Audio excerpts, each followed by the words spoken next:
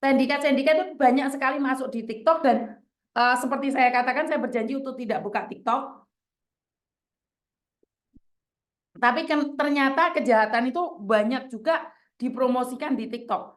Jadi saya punya TikTok baru, apa ya?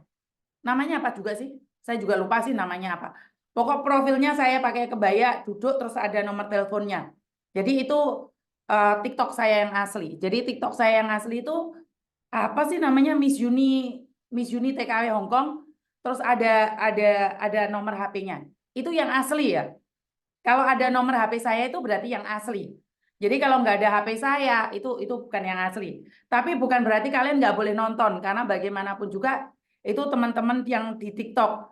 Jadi karena kalian yang tap akhirnya banyak penontonnya karena saya sendiri kan nggak paham tentang TikTok ya. Jadi saya cuma main mungkin admin saya yang akan mengkondisikannya. Karena saya memang tidak bisa TikTok. Saya cuma bisanya live ya udah seperti itu aja. Jadi karena teman-teman banyak sekali yang meminta saya untuk main di TikTok juga, Miss Yuni tolong dong di TikTok karena di TikTok juga banyak penipuan, banyak sendika sementara Miss Yuni tidak main di TikTok. Makanya saya oh ya udah, saya ngalahi, saya main di TikTok dan biar kalian semua yang punya jejaringan TikTok bisa mengikuti saya dan jika kalian bersedia juga membantu nge-share atau tap-tap, ini yang di TikTok yang hadir cuma 6 orang. Ya karena memang saya masih baru ya di TikTok ya. Jadi butuh bantuan kalian untuk mengeserkan. Jadi sekali lagi buat teman-teman berhati-hati bekerja di rumah majikan.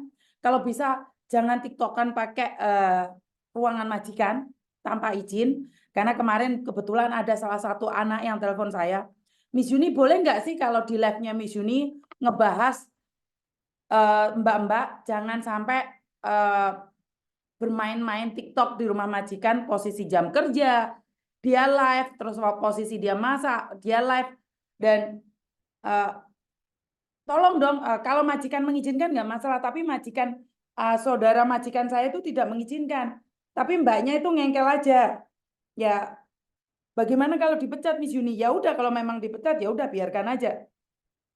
Tapi ini untuk menghimbau buat teman-teman yang lainnya, kalau bisa, apalagi masa-masa penyesuaian, tolong banget untuk tidak live di TikTok di rumah majikan atau di ruangan-ruangan tertentu karena ada majikan yang tidak suka rumahnya divideoin, anaknya divideoin. Jadi tolong kalian untuk tahu diri aja.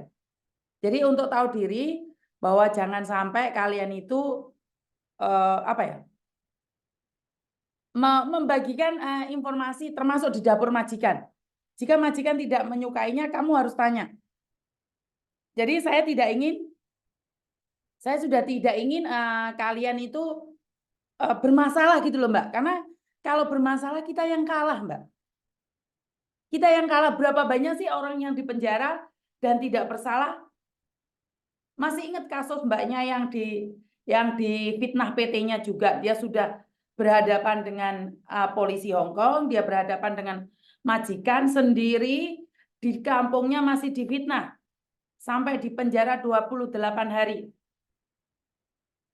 Ayo, siapa yang bisa berbicara? Di kampungnya dia dihujat habis-habisan. Bahkan teman-temannya buat hembusan-hembusan yang tidak jelas. Akhirnya temannya minta maaf, terus saya upload, terus minta take down. Kan lucu tuh. Waktu kalian bengok-bengok, waktu kalian menghina temannya, saat dilabrak balik kalian minta di take down.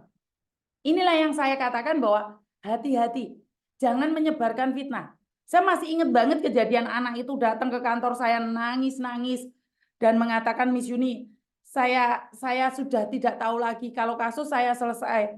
Saya pulang Indonesia, orang Indonesia seluruh kampung saya mengatakan bahwa saya ini pencuri Miss Yuni. Saya tidak mencuri Miss Yuni. Lah buktinya kamu di penjara, Dok. Kenapa kamu tidak dituduh tidak mencuri? Miss, saya tidak mencuri karena itu saya dilepaskan karena saya tidak terbukti. Di CCTV itu dilihatkan bahwa itu tulisannya 5.000 bukan 5 miliar atau 500 atau 100.000 Hong Kong dolar Miss Yuni.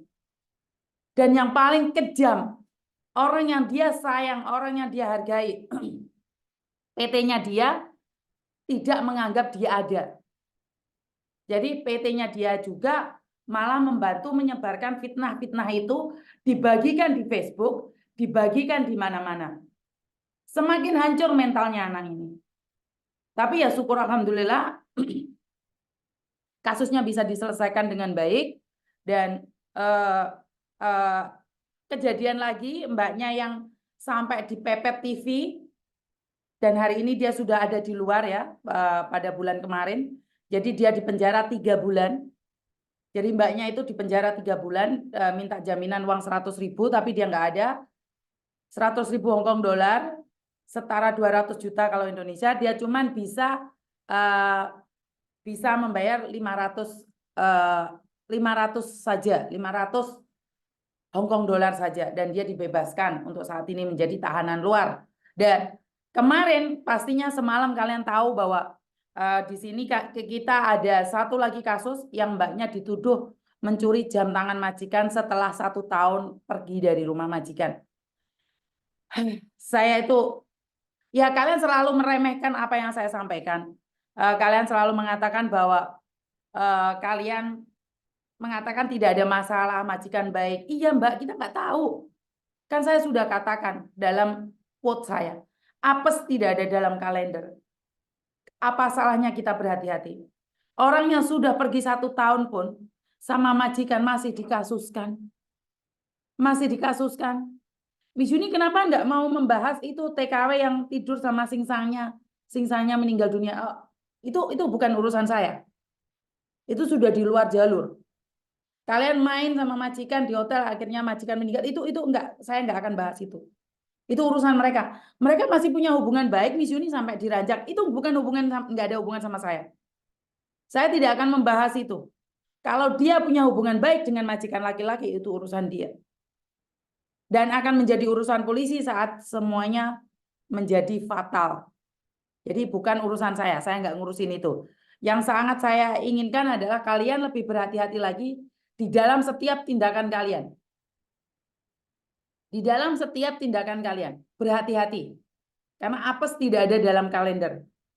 Jadi buat teman-teman, saya selalu berdoa buat kalian semua, lakukan yang terbaik versi kalian, jangan meninggalkan jejak yang kurang baik. Halo?